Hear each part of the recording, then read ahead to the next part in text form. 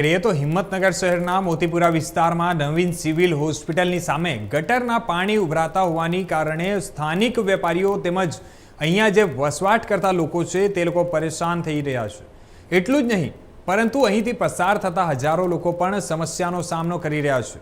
જણાવી દઈએ કે નોંધનીય છે કે સિવિલની ગટરોનું જે પાણી છે તે સીધું જ અહીં આવતા હોવાનું અને સિવિલના લોકો જ અહીં પાણી ઠાલવી રહ્યાનો સ્થાનિકો દ્વારા આક્ષેપ કરવામાં આવી રહ્યો છે અને જે રીતે દ્રશ્યોમાં દેખાઈ રહ્યું છે તે સિવિલનું દૂષિત અને દુર્ગંધ મળતા પાણીથી સોસાયટીના જે રહીશો છે તે સહિત વેપારીઓ અને અવરજવર કરતા લોકો પણ ત્રાહિમામ પોકારી ઉઠ્યા છે।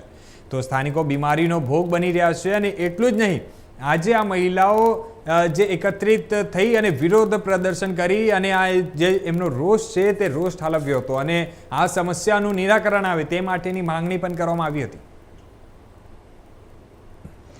બેન મોહનભાઈ પંડ્યા લગભગ 2 વર્ષથી આ નવી સિવિલની બાજુમાં આનંદ સાગર સોસાયટીમાં રહીએ છીએ।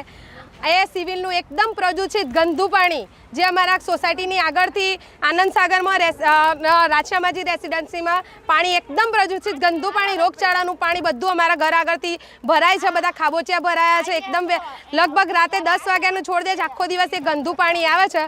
વારંવાર અમે રજૂઆત કરી, ગ્રામ પંચાયતમાં રજૂઆત કરી, સિવિલમાં રજૂઆત કરી છે, અમે કલેક્ટર કચેરીએ રજૂઆત કરી છે, નગરપાલિકામાં રજૂઆત કરી છે। તો નગરપાલિકાવાળા એમ કહે છે કે તમે ગ્રામ પંચાયતમાં કહો, ગ્રામ પંચાયતવાળા એમ કહે છે કે તમે નગરપાલિકામાં કહો।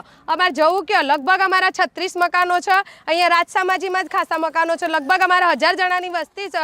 જો આનો કોઈ નિરાકરણ આનંદ સાગર રેસિડેન્ટ પંડ્યા જ્યોત્સનાબેન વસંતકુમાર, મકાન નંબર 1। હું પહેલા મકાનમાં રહું છું। લગભગ કેટલા 10-11 મહિનાથી આ રજૂઆત કરી, ડીનને રજૂઆત કરી, કલેક્ટર કચેરીમાં રજૂઆત કરી, ચીફ ઓફિસરને રજૂઆત કરી, છતાંય કોઈ નિર્ણય આવ્યો નથી। સ્વાગત કાર્યક્રમમાં મેં 5 વખત અરજી આપી। સ્વાગત કાર્યક્રમમાં હું ગઈ હતી, ત્યાં કલેક્ટરે કીધું આ પાણીનો નિકાલ આવી જશે, પણ કોઈ ફેરફાર થયો નથી અત્યાર સુધી। તો પછી અમે આ પાણીનો કોઈ નિકાલ થતો નથી। ઘણીવાર કલેક્ટરને રજૂઆત કરી, નગરપાલિકામાં, ગ્રામ પંચાયતમાંથી સરપંચને બોલે, કોઈ પણ અમારી કોઈ રજૂઆત સાંભળતા નથી। આના માટે અમારે શું કરવું તે અમને જવાબ આપો। કેટલું પાણી ભરાય છે, કેટલી ગંદકી? જો રાત્રે 10 વાગે છોડી દઈશું તે રાત્રે આ બધું જ પાણી ફૂલ ભરાય છે અને પછી પાણી પાતરી માટી છે એટલે પાણી સોચાઈ જાય છે અને રાત્રે બહુ જ ગંધ મારે છે અને મચ્છરનો ઉપદ્રવ એટલો બધો છે કે જેથી કરીને ત્યાં ઊભું જ ના રહે। તમે રાત્રે 7 વાગ્યા પછી અમારે ઘેર આવીને ઉભા રહો ને તો તમને એમ થાય કે આટલા બધા મચ્છર અને આવી રીતે કઈ કેટલી ગંધ